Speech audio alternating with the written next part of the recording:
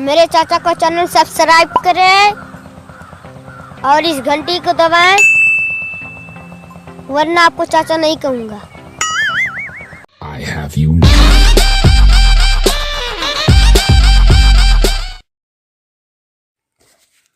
आई हो दादा ठंडी के महीना गइल बा और हमरे ठंडी लागत बा, लेकिन हमार पवन राजा अब इन तक 1 साल खरीद के ना दिए बाटा। हमरे बड़ा तेज ठंडी लागत बा। आई हो दादा। अरे हमार रानी, पहले हमें नहाए लेवे दे। बहुत तेज ठंडी ना हमरो लागत बा। पनिया बड़ा ठंड बा रे। हरे कृष्णा हरे कृष्णा हरे कृष्णा हरे कृष्णा। अरे हमार राजा जी, जब 10-15 दिन में एक बार नहावा तब ठंडी ना लागी, तब का गर्मी लागी।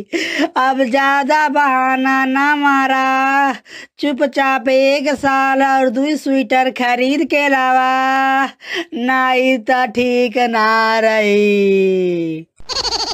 देख हमार रानी, चुपचाप जाए के ना घर के और खेत के सारा काम करा, न तो मारम ना एक मुक्का रजाई के तरह घुस जाबू। और जवन सत्यार खटिया तुरंत बाड़ू ना, मरबे करे बबे। जो यहाँ से जो। अब हमहू जाती ना कौड़त आपे। जो यहाँ से सारा घर के काम कर। और निरहू भैया और पवन भैया, ठंडी में का हाल चाल बा हो? बताओ तो। हमार हाल चाल ठीक बा खेसारी बाबू, लेकिन ठंडी बहुत लागत बा। यही नाते ना कौड़त आपे आइल बाटी, जानला। और तोहार का हाल चाल बा हो निरहू भैया? अरे खेसारी बाबू, हमरो हाल चाल एकदम मस्त बा, लेकिन लागत बा ना आसो के ठंडी में अपने गाँव में ना एको शादी नाई बा।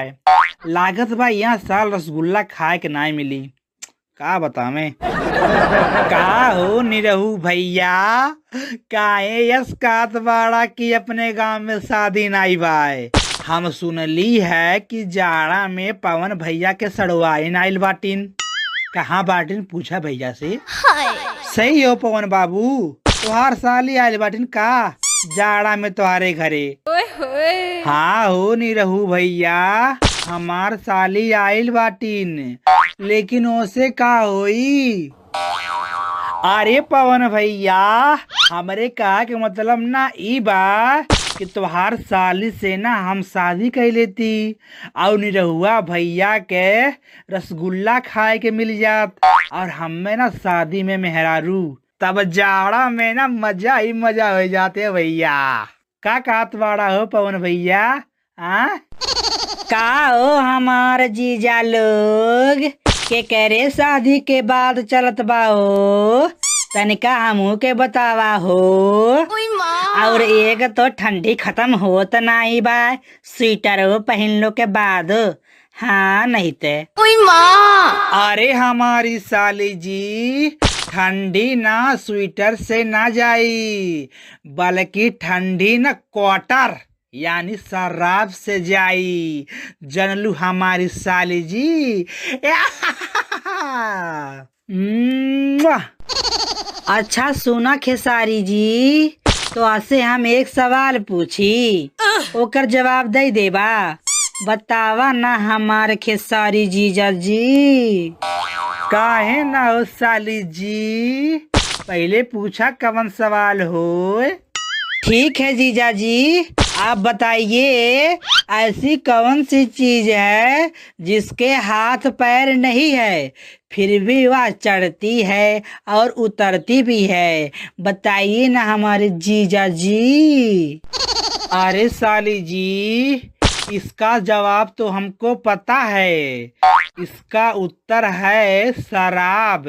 काहे कि एकरे हाथ पैर नहीं होला, लेकिन फिर भी चढ़बो करेला उतरबो करेला। जनलू हमार सौली जी। मुआ। हे बाबू लोग, हमरो ठंडी लागत बा, तनिका हमहो के कौड़वा टपा देते, बड़ा ते ठंडी लागत बा, हरे ठंडिया। अरे बुढ़ऊ बाबा, अब तू जियत बाड़ा।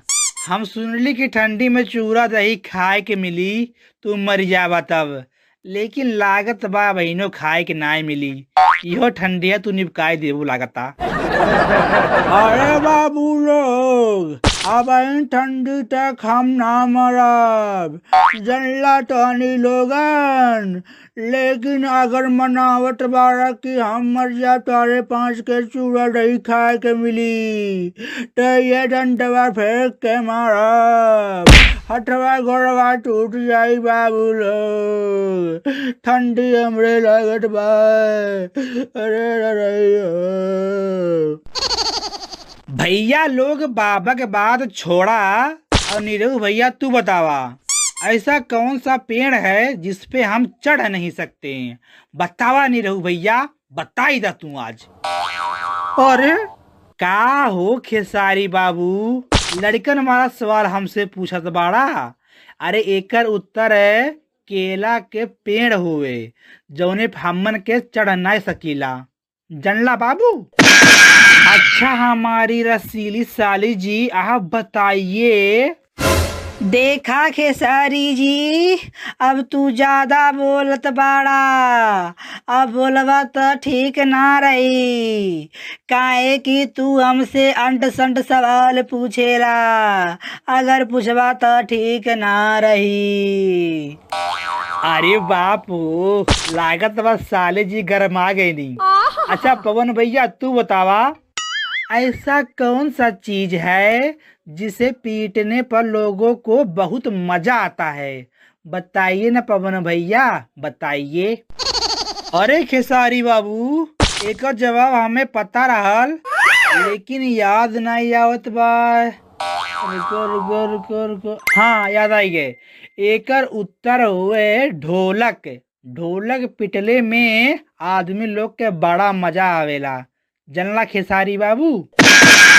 साली जी, आखिरी सवाल का जवाब आप बता ही दीजिए। लड़कियों की ऐसी कौन सी चीज है जो हमेशा बढ़ती रहती है? बताइए हमारी साली जी, बताइए। आई हो दादा, इस सब का पूछत बाड़ा। रुका, अब हम तोहनी लोगन के छोड़ब नहीं। फिर और